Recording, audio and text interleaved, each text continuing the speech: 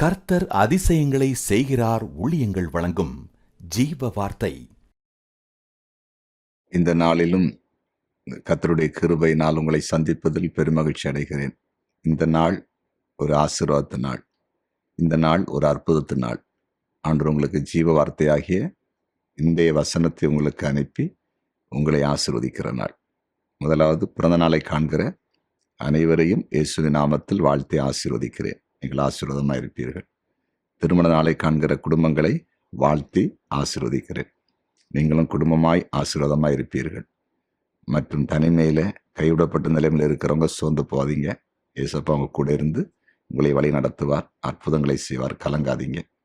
இந்த நாளின் ஜீவ வார்த்தைக்கான வசனத்தை வாசிக்க கேட்போமா? 2 ராஜாக்கள் 13வது அதிகாரம் 23வது வசனம். 2 ராஜாக்கள் 13:23வது வசனம். ஆகிலும் கர்த்தர் அவர்களுக்கு இறங்கி ஆபிரகாம், ஈசாக்கு, யாக்கோபு என்பவர்களோடு செய்த தமது உடன்படிக்கை நிமித்தம் அவர்களை அழிக்க சித்தமாயிராமலும் அவர்களை இன்னும் தம்முடைய முகத்தை விட்டு தள்ளாமலும் அவர்கள் மேல் மனதுருகி அவர்களை நினைத்தருளினார். அவர்களை நினைத்தருளினார். ஜீவவார்த்தையின் தலைப்பு மனதுருகி நினைத்தருளுவார். மனதுருகி நினைத்தருளுவார். நம்முடைய ஆண்டவர் மனது உருக்கமுள்ள தேவன். எவ்வளவுதான் அவருக்கு நம்ம மேல கோபம் இருந்தாலும் மனது உருகிடுவார். அதாவது வேதத்துல நம்ம வாசிக்கும் போது, புதிய ஏற்பாட்டுல ஒரு தகப்பனுக்கு 2 குமார்கள் இருந்தார்கள். மூத்தவன் அப்பா கூடவே இருக்கிறான். இளையவன் அப்பாவுடைய ஆசீர்வாதங்களை, நன்மைகளை, ஆஸ்திகளை வாங்கிட்டு தூரத்துல போய் எல்லாவற்றையும் தேவையில்லாம செலவழித்து அழித்து போட்டான். ஆனா பாருங்க, அவன் அங்க கஷ்டப்படுறான். எல்லாத்தையும் இழந்துட்டான். சாப்பாடுக்கே வழி இல்லை.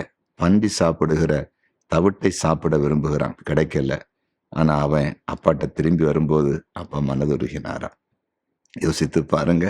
மனதுருகி அவனை கட்டி அணைத்து முத்தம் கொடுத்து, அவனுக்கு புதிய வஸ்திரம் கொடுத்து, பாதரட்சை கொடுத்து, மோதிரம் கொடுத்து, எல்லாரையும் கூப்பிட்டு விருந்து கொடுக்கிறாரு சந்தோஷத்தினால.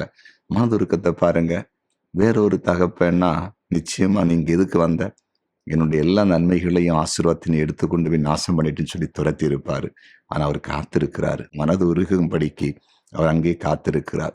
இன்றைக்கு உங்களோடு கர்த்தர் பேசி கொண்டிருக்கிறார். சில வேளையில் கடந்த நாட்கள் அல்லது இதுவரையிலும் ஆண்டவருக்கு பிரியமில்லாத காரியங்களை செய்து ஆண்டவருடைய கோபத்துக்கு நீங்கள் ஆளாயிருந்தாலும் இன்றைக்கு ஆண்டவர் உங்களோடு கூட அவர் பேசுகிறார். உங்க மேல அவர் மனதுருகி உங்களை நினைத்தருளுகிறார். உங்களை ஆசீர்வதிக்க விரும்புகிறார். என் பிள்ளைங்க ஏதோ தெரியாம செய்துட்டாங்க, என்னை விட்டு அவங்களுக்கு யார் உண்டு, நான் தானே எல்லாம் செய்ய வேண்டும் என்று சொல்லி அவர் உங்கள் மேல அன்பு காட்டப் போகிறார். அதிசயம் நடக்க போகுது. எசப்பாட்ட வருவீங்களா? ஒப்பு கொடுப்பீங்களா? எசப்பா என்னை மன்னிச்சிருங்க, ஏற்றுக்கொள்ளுங்கன்னு சொல்லி கேட்பீங்களா? அவர் அற்புதம் செய்வார். ஜெபிப்போமா? ஜெபிக்கலாம்.